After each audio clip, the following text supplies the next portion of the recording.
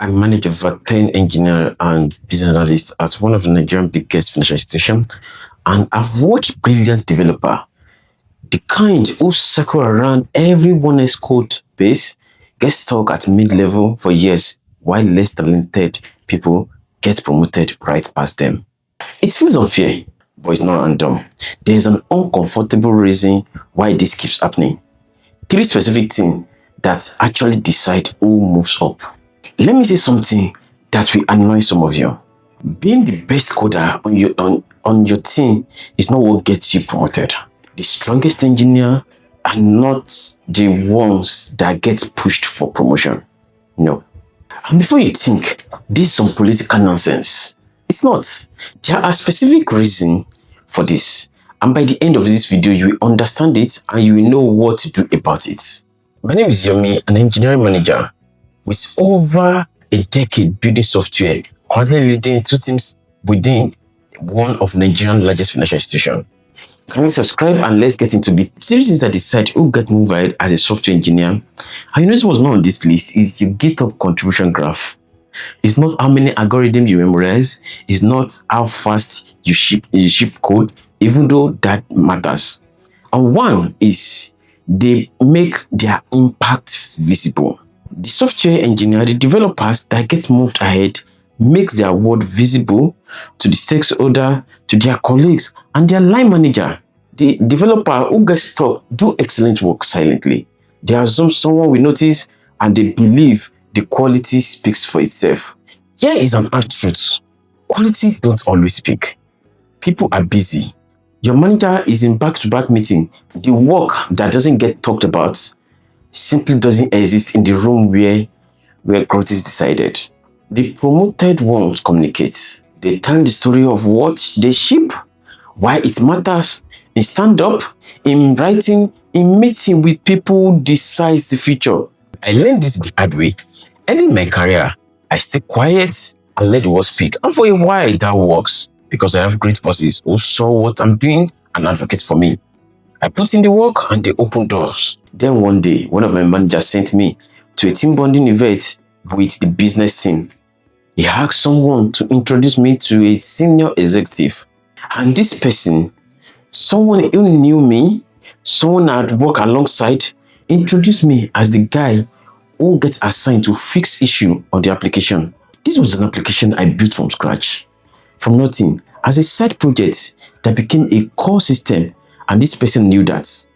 But to the executive meeting me for the first time, all he knows is that I'm the maintenance guy. From that day, I decide I will be my own mouthpiece. I will not wait for someone else to carry the narrative of my work. So here are 3 things you can start doing this week to make your impact visible. One is write a weekly win update. At the end of every week, send a short message to your team lead or manager. Not a long report, 3 to 5 lines. What you ship, what gets unblocked, and what move forward. Make it an habit. You're not bragging, you are simply creating a record. When conversations happen, your manager needs material. Give them that material. And 2 is frame your work in business terms, not technical terms. Don't say, I refactored your notification module. Say something like, I caught all the login errors by this particular percentage. I removed the biggest source of support tickets this quarter. Same work, different story. The second version is what sticks in rooms you are not in. And the third thing is speak up in cross-team meeting. When there is a meeting with product, with finance, with other stakeholders, say something. Ask a question, add context. You don't have to dominate the room, but you need to exist in it. If the only people who know your name are the engineer next to you, you have a visibility problem. Visibility is not self-promotion. It's a professional responsibility. If your work is genuinely valuable, it deserves to be understood by people who can act on it. And the second thing that those can move ahead do is they own the outcome, not just tickets. It's not about the Jira tickets, but the outcome of the task that is assigned to you. Here is how mid-level thinking sounds. I've finished my tasks. But here is how a senior and a progressive mind thinks. Is the problem actually solved? Is something still broken? Who else is blocked? Is there a better way of solving the problem?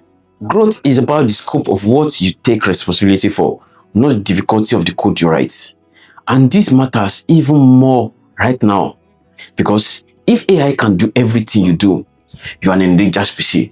It means that plainly Copilot, Claude, Cursor, these tools can close tickets. They write code, they implement required handed to them. What they cannot do is care whether the problem is solved. The developer who moves faster in my team are those that make my job easier, not the ones who deliver the most line of code. The ones who I don't have to chase. The ones who come back and say, I finished that task, but I noticed, do you want me to handle this also? The ones who close loop, I didn't even know we are opened. Start thinking about your work in terms of outcome, not output. Ask yourself, after this ticket is closed, is the user experience better off? Is the team less blocked? Did the business actually move? If you can't answer that, you are still thinking like a junior developer. And the last reason I'm going to mention in this video is they multiply people around them. This one is most underrated and the one that most developers completely overlook. The developers that get moved ahead make their teammates better. They replicate themselves. They unblock the junior developers who get stuck for 2 hours. They write up here, they save the future developer hours of digging. They give code review that actually teach something, not just approve or reject, but explain. They reduce the chaos of the team by being reliable, consistent, and clear. Think of it this way. One exceptional individual coder creates value equals to their output. One person, on the other hand, one person who leave the whole teams create multiplied value every week without writing a single extra line of code themselves. As a manager, I'm not just looking at what you build. I'm looking at the effect you have on the people around you. Are the junior developers on your team growing faster because of you? Do people come to you for direction?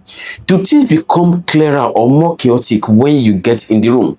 The promoted ones are the ones who the team genuinely rely on, not just for their code, but for their presence. You don't need a leadership title to start leading. You can start today. So here are the 3 things one more time. Make your impact visible, own outcomes, not just theoreticals, and multiply people around you. None of this requires that to change. None of them require your manager's permission. You can start all of these 3 by tomorrow morning. Thank you for watching this video. I hope it's helpful. And if you like this video, simply subscribe, like, and share so that you don't miss my next video. Click here to watch another video from me. Thank you very much. See you in the next one.